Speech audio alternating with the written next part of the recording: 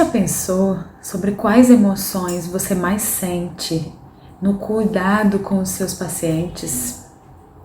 Se você geralmente absorve os sentimentos de raiva, frustração, decepção, irritação do seu paciente, ou você consegue espalhar algo melhor para que ele relaxe, para que ele se sinta melhor no processo de cuidado da sua doença? Como você lida com essa avalanche de emoções que acontece no cuidado com o seu paciente? Você geralmente espelha o que ele sente ou você espalha o que você gostaria que ele sentisse de melhor?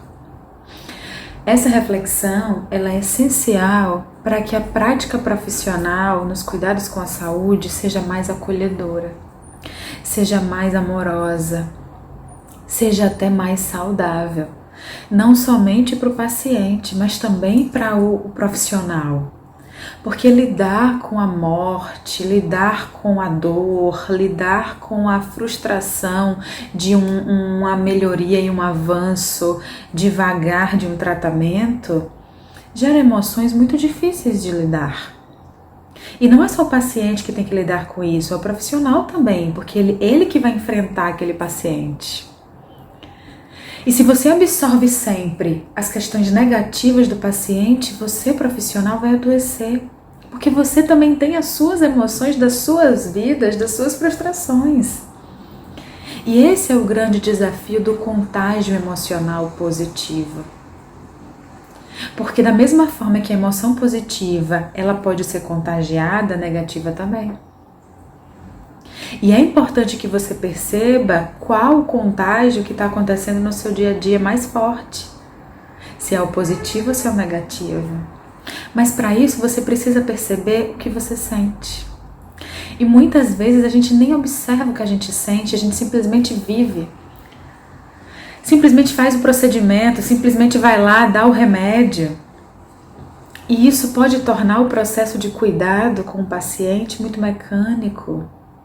E até não só o paciente que já está doente, mas o próprio profissional adoecer nesse processo. Se ele não perceber o que ele está sentindo e poder regular aquilo ali, aquela relação, tornar ela mais leve, tornar ela mais fluida, tornar ela mais calorosa, isso pode fazer com que ele fique muito tenso, com que ele robotize o paciente, o processo e aquela relação. E às vezes, as pequenas ações, elas têm um grande valor. Por exemplo, já pensou em dar um remédio ou uma injeção ao paciente ao som da música predileta dele? Mas para isso você precisa saber qual é a música predileta, o que é que ele gosta de fazer, como ele curte ou curtia a vida, né, quando ele estava saudável. Já pensou em fazer um procedimento, né, no caso dos fisioterapeutas, por exemplo, domiciliares, ao som de uma música que relaxa e que traz memórias positivas para o paciente? Né? Já pensou em trazer para o ambiente o quarto, né, daquele paciente, nos cuidados domiciliares, fotos de momentos significativos em que ele sorria, em que ele estava feliz, em que ele vivia a vida? Isso para o paciente acamado pode trazer uma energia de vida, pode trazer uma esperança. Porque aquela realidade que ele está vivendo ali é dura, dolorosa, mas não é a única da vida dele.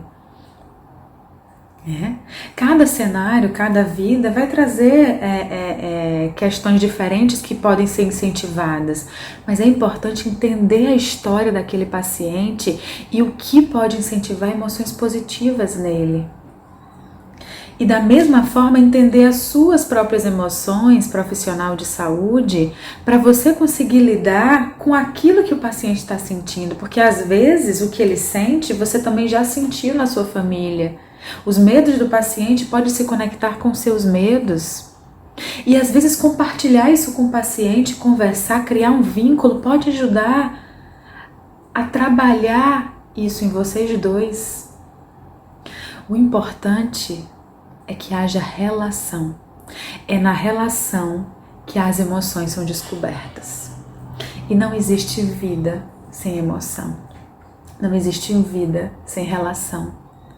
Então, eu convido vocês, profissionais de saúde, a se relacionarem mais com seus pacientes, a entender o que está por trás da vida deles, de positivo ou de negativo.